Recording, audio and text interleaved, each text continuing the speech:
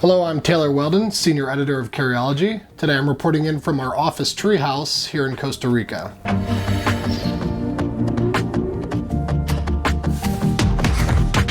Today's video is titled A Beginner's Guide to Sustainable Products. Shout out to Incase for being a sponsored partner in this video. Now I want to be clear, this topic or this whole idea hits a little bit close to home for me because I started this whole career with a project back in college when I was studying industrial design. So I made a backpack. It was called the Yago. I'll put a link below. And it was a sustainable hiking backpack. And when I was making this bag, I learned, I kind of poked my head behind the whole sustainable greenwashing industry. And I learned a lot about all these lies and this kind of trickery and smoke and mirrors. And it was really kind of disgusting. And it was kind of cheesy, I guess. And ever since then, I've been learning, okay, what is real sustainability and how do you achieve that? That was my goal with that project, is to try to make something that's actually better than the non-sustainable version of it with sustainable materials and processes and practices. That's really tough to do. Now, I've been designing products for major carry brands for about 15 years, and I've made about 100 different factory visits. And I have to be real, I've come across a lot of greenwashing along the way. Well, what is greenwashing? It's basically a marketing spin to make the brand seem environmentally conscious, that they're doing something great for the earth, when really, just to sell product. For example, I was visiting a hardware factory, and the factory, they were telling me about their recycled content and their buckles, and I was pretty impressed by that. Usually they're made of 100% virgin materials. And when I asked, well, how much recycled content is in these buckles? He told me it's about 1 to 3%.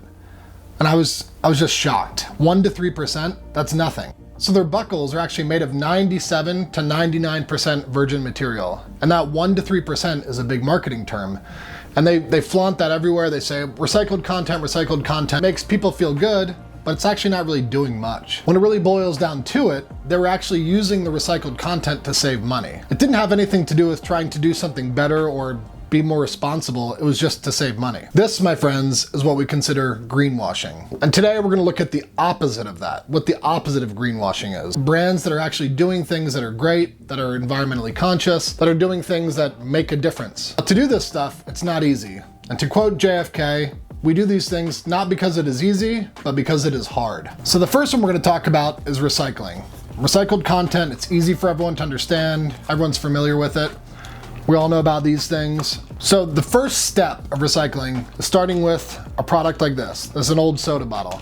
In the case of Incase, they work with a company called Bionic, and they actually go into the ocean and they pull out old fishing nets. I don't have any used fishing nets here in our office treehouse, so I'm gonna use a soda bottle for a prop. But Incase, they go out to the ocean with Bionic, and they capture these used fishing nets, and they bring them back in. These fishing nets are just left out in the ocean. Fish are dying, turtles are dying, all that terrible stuff.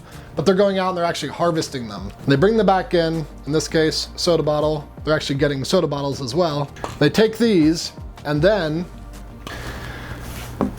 they turn the soda bottles and fishing nets into this stuff. And these are like little plastic pellets. And they're, I don't know, a little opaque, kind of a neutral color, but they're little tiny pellets. And from there, they get these pellets and then they melt them down and they extrude them into these fibers. It's a really tiny fiber here. I'm not sure if you can see it, but they extrude this into fibers. This is a long strand of fibers. Thank you for Incase for providing this. So once they have these fibers, this long strand of thin fibers, they can then weave it. So using those fibers, they can weave it into an actual fabric.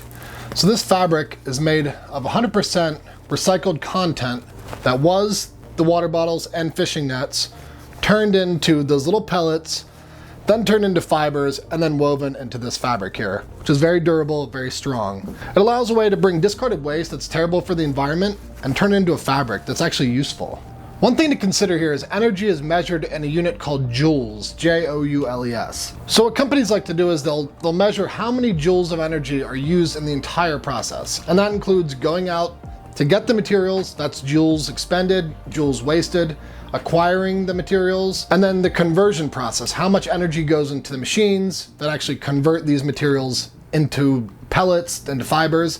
So it's not a perfect solution, but nothing really is. We haven't found a fully sustainable solution yet with recycling that requires no joules of energy to make a new material. Now, the technology behind this process has come a long way, and we've actually gotten a lot better at making great materials out of recycled content. For example, here's Encase, and it feels great, it's very durable, that's great stuff, but we're gonna talk more about that in the next video. One other aspect is actually recycled packaging. So brands are actually getting waste and turning that into cardboard or plastics and then using that for their packaging. Just another way to use recycled materials versus 100% virgin materials. A good example of this is Bellroy. They're using recycled cardboard in their wallet boxes, and a brand called Troubadour, they're also using recycled cardboard. And they're actually making their packaging paper from cornstarch, not plastic. So the second thing we're gonna talk about is upcycling. When we're just talking about recycling, now we're talking about upcycling, okay? There's a difference here, and let me explain. Upcycling is the same principle, but it's a different process. They're trying to use waste materials that are bound for a landfill or already in a landfill and turn them into something that can be used on something great, that we can value and that we can use every day. So the way upcycling works is, rather than put this stuff directly into a landfill, before it gets there, they'll intercept it, and they'll actually get this material, and they'll wash it, they'll rinse it off, make sure it's nice and clean, and then use that material on a product itself. So a great example of that is truck billboards. That's actually my bunny's house, and he's pretty mad that I took it away from him for this video. What they'll do is they'll get all these giant tarps and billboards. It's made of the same material, and it's like a tarpaulin material. And they'll get that, they'll wash it down, clean it up, cut it into patterns, and then they'll turn that right into a bag. Now, the reason there's such an excess of this is because advertising is a big thing. These trucks have giant ads on the side of them. Billboards change monthly, bi-monthly, maybe even annually, but we always have a fresh new advertisement to put up on the truck or the billboard. So what happens to those old ones? They take them down, they wash them, cut them into patterns. And then what's really neat about that is when they cut them into patterns, you're gonna get something different every time. It's not just gonna be solid red, because that's not a very good advertisement. They'll turn that, Coca-Cola ad or something, and you might get a little sliver of the C or a sliver of the O or the A or something. It's gonna be different every time. And that's what's really cool. You get something unique. Two great examples of that would be, of course, Freitag bags and then Mafia bags. They actually use sailcloth, and they cut that apart, old sailboats that they don't need the sails anymore, cut those up, turn those into bags. We'll look into those in the next video. The third one we're going to talk about today is sustainably and ethically sourced. Now that's a little bit confusing, so I want to explain that. Now this is maybe the second most confusing of the four, and I want to talk about it to explain it a little bit better. So this can range from wool to leather to cotton to hemp. It's all about where the material comes from and how it's harvested. So more specifically, I want to talk about merino wool.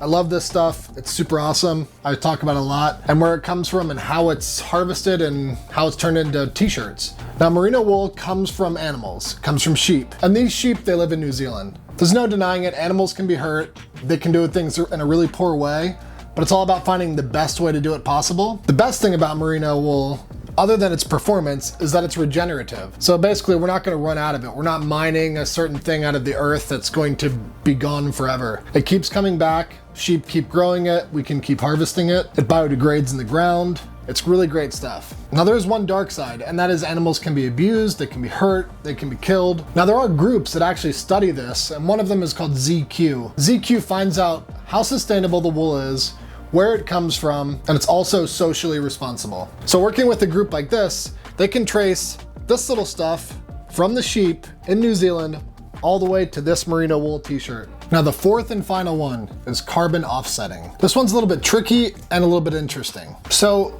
brands can either get involved with a pre-existing carbon offsetting program, or they can create their own, like our friends at Peak Design did. They co-founded Climate Neutral. So why carbon offsetting? So even if brands use the most sustainably and ethically sourced merino wool, and they make it in the best way possible using solar energy powered sewing machines, they're still gonna have a carbon footprint. And what that means is they're gonna make these products, they're gonna put them in trucks, the trucks are gonna drive to the distribution centers, and they have to get shipped around the world. There is going to be some form of pollution or energy use during that process. That's unavoidable. So what these groups do, like Peak Design's Climate Neutral, is they'll actually measure how much of this is used during the process, and they'll try to offset that. Now they'll actually participate in reforestation, which actually offsets that carbon footprint that's been created. So here's a nice redwood tree right here. For you botanists, this is actually just some weeds that blew into our patio. But you get the idea. They'll replant forests that have been wiped away in the rainforests and elsewhere around the world, and that'll actually work towards that offsetting. And what they'll also do is invest in renewable energy sources. They'll offset the need for non-renewable energy sources in the process of manufacturing. Like I mentioned, they have to measure every single brand's carbon footprint. And that's not easy. It's not just a single turnkey solution. It's not gonna be the simple magic equation. It's different for every single company. And that's what's great about these organizations that are focusing on carbon offset and the study of. It makes it a lot easier for all of us simpletons to understand and utilize. So with those are the main 4 ways that a brand can offer sustainably created products for us as customers and consumers to use. And while it's not a totally simple, effective way, it's still a start. And that's the whole point here. It's trying to find small ways to make an impact. It all takes lots of planning, lots of effort, and lots of money. And yes, that means profit losses. These companies are actually losing money and investing it back into the earth. And that's a pretty cool thing. But I know you guys want to know about gear. So when do you get to see the gear? We'll come back for the next video. We're gonna focus on brands that are making super killer products in sustainable methods. Now for me, like I mentioned at the beginning of this video, when I see a sustainable product, I want it to be better than its non-sustainable competition. And that's really difficult to do. I have some really cool examples of what I think you guys are really gonna like and actually be able to use every day. And it's not gonna fall apart or biodegrade on your back or anything like that. It's really great product. So come back here, we're gonna have more to show you. But before I leave, if you have any ideas about products or brands that we should include in the next video, leave a comment below. I'll check it out and maybe we can squeeze it in. Until next time, carry on.